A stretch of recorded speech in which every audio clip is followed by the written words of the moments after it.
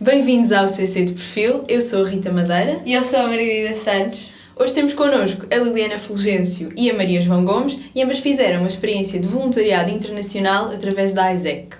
A AIESEC foi criada a seguir à Segunda Guerra Mundial, com o objetivo de alcançar a paz mundial através do desenvolvimento da liderança nos jovens. Está em Portugal há 60 anos. Desenvolver uma liderança assente em 4 pilares: Self-Aware, Empowering Others, World Citizen e Solution-Oriented, através de experiências de voluntariado e estágios internacionais. As experiências de voluntariado estão alinhadas com os 17 Objetivos para o Desenvolvimento Sustentável da ONU. A Liliana fez uma experiência de 6 semanas em Inglaterra, ligada ao SDG 13, Climate Action, e a Maria João, em Itália, ligada ao SDGD 12, Responsible Consumption and Production, e ambas estão em Ciências da Comunicação na FCSH. Primeiramente, porquê este curso e porquê esta faculdade? Bem, eu escolhi este curso porque eu sempre gostei muito de televisão e já desde pequena já ia assistir a programas de televisão e mesmo apesar de ter tirado ciências no secundário, depois acabei por saber que queria algo relacionado com a comunicação e depois acabei por ter as notas que queria e consegui entrar no curso e estou a gostar muito até agora. E tu, Maria João? No meu caso, eu venho de Ciências Socioeconómicas do secundário, então durante uma grande parte achei que iria prosseguir gestão. Só que cheguei à conclusão que não fazia sentido para mim, queria algo mais humano e Ciências da Comunicação pareceu-me uma boa ponte entre a vertente da economia e mais esse lado mais humano que eu pretendia e foi por isso que me candidatei e que entrei neste curso. E além de Ciência da Comunicação, além da FCSH, vocês chegaram à AIESEC, fizeram uma experiência de voluntariado internacional. O que é que despertou essa vontade em vocês? Bem, eu sempre quis fazer alguma coisa no estrangeiro. Eu primeiro ainda pensei em fazer Erasmus, só que depois encontrei a AIESEC e percebi que para mim era melhor fazer algo de um tempo mais curto no estrangeiro e depois acabei por encontrar a Inglaterra, que foi um país que eu sempre quis ir e claro que ajudou a escolher a fazer esta viagem.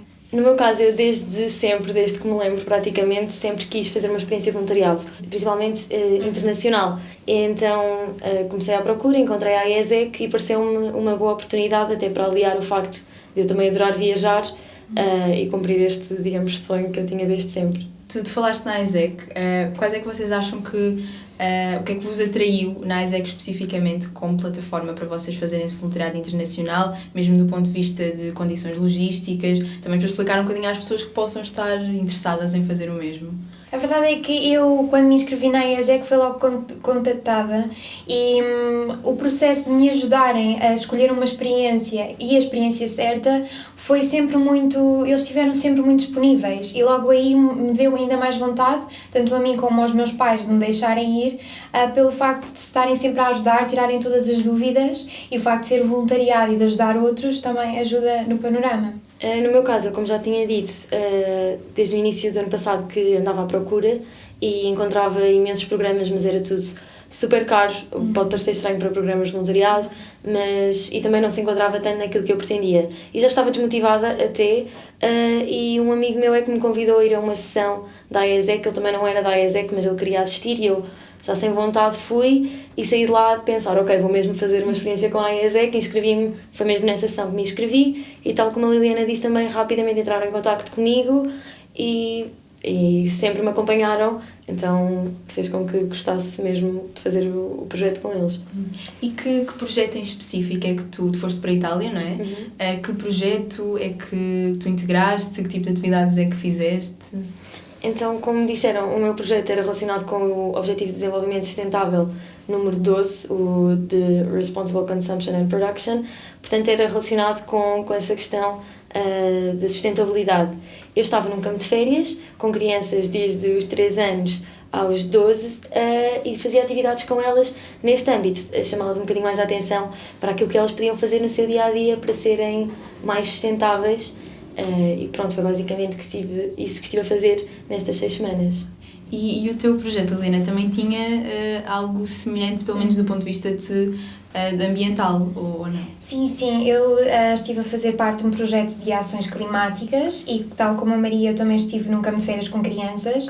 As crianças eram mais ou menos desde os 7 até aos 14 e nós, aquilo era mesmo no meio do campo, então nós, não só foram as crianças que aprenderam, mas nós que estávamos lá também aprendemos muito sobre o facto de ter que utilizar os recursos que temos.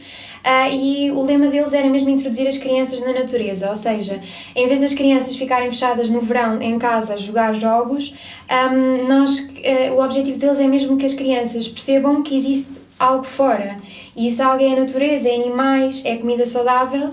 Então as crianças aprenderam de tudo, principalmente em relação às ações climáticas, que toda a gente fala agora, e é necessário também informar as gerações futuras sobre isso. Isso foi muito interessante nesse sentido. Não só eles aprenderam, mas nós que vivíamos lá aprendemos muito mais também. E meninas, qual foi o momento mais desafiante que vocês enfrentaram durante a vossa experiência? Ao contrário da Liliana, no meu caso eu senti que a principal barreira foram mesmo as pessoas do campo de férias, que pareciam não ter tanta preocupação quanto viam em relação à sustentabilidade, que era o nosso tema e o nosso objetivo, porque eu estou a dizer nosso porque estive com outras voluntárias naquele projeto, e sentíamos que por vezes não queriam dar o espaço para nós fazermos as nossas atividades, que não estavam assim tão interessados. Esse foi o principal obstáculo, e é o que eu posso dizer que foi o que tornou mais enriquecedora a minha experiência, porque tive de compreender que a culpa não era daquelas crianças, que às vezes também no início parecia que não estavam interessadas, mas era porque o que vinha de casa era um bocado esse desinteresse, e depois sempre com os nossos jogos, com as nossas atividades, quando puxávamos pelo assunto, elas mostravam-se muito interessadas e queriam muito aprender, e chegavam ao fim da nossa atividade e do nosso dia a dizer que na escola já tinham feito coisas desse género e queriam continuar a fazer, e que iam chegar a casa e dizer aos pais que tinham de ser mais sustentáveis nisto ou naquilo, e foi isso que foi um obstáculo, mas que depois acabou por ser até aquilo que de melhor consegui tirar da experiência, posso dizer mesmo. A melhor aprendizagem. Foi mesmo a melhor aprendizagem, sim. Pronto, para mim, eu por acaso achei que o mais difícil ia ser mesmo habituar-me a viver no meio do campo, porque nós mal tínhamos eletricidade, e então isso eu achei que ia ser o mais complicado, mas por acaso tanto eu como os meus colegas voluntários acabámos por nos habituar bem e até nos ajudámos uns aos outros.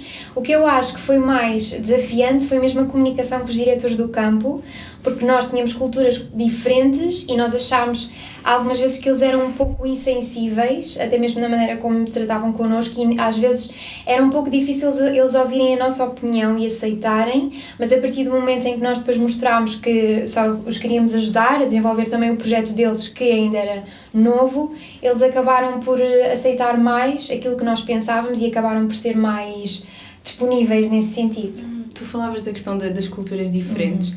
Qual é que foi, se é que foi esse ou se foi outro, qual é que foi esse maior choque que sentiste?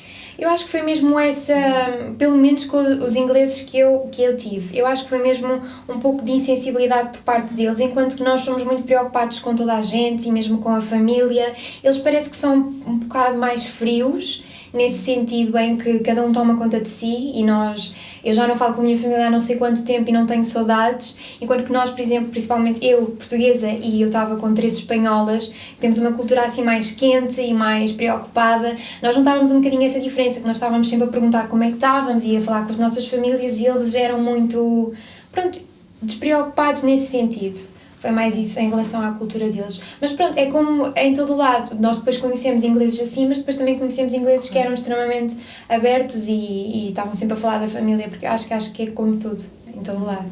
Ok. E para ti, qual foi a melhor aprendizagem que retiraste? Eu acho que foi mesmo, o que eu gostei mesmo mais, além de trabalhar com as crianças, foi mesmo estar 6 semanas com outros voluntários, com gente que eu não conhecia de lado nenhum. Porque, pronto, nós vivemos a nossa vida, mas às vezes esquecemos que existem pessoas no outro lado que até são parecidas connosco e que têm os mesmos interesses que nós. E eu tive com mais 5 voluntários, com 3 espanholas e 2 da Sérvia, e o que eu gostei mais mesmo foi mesmo crescer com eles. E ver que nós, tendo culturas diferentes, apoiámos uns aos outros porque estamos na mesma situação e acabámos por nos identificar muito, e ainda hoje falamos. Isso foi o que eu tiro mais de lá mesmo. e das 4 características de um líder, nomeadamente World Citizen, Self-Aware, Empowering Others e Solution-Oriented, quais acham que mais se podem aplicar ao vosso dia-a-dia depois desta experiência de voluntariado? Eu diria que praticamente todas podem ser aplicáveis. A questão do World Citizen, de estar mais para os outros, de Empowering Others, também de ter essa preocupação de ajudar os outros a desenvolverem-se. Solution Oriented, eu acho que essa é aquela que eu aplico mais. Até porque, lá está, nós tivemos um obstáculo relativamente grande no início do projeto e entre nós, entre os voluntários, tivemos de discutir como é que vamos fazer, como é que vamos conseguir então falar com as crianças, fazer com que elas também mostrem interesse, porque, como tinha dito ao início, nós achámos que elas próprias não queriam saber, quando na verdade precisavam era que a barreira fosse um bocadinho quebrada.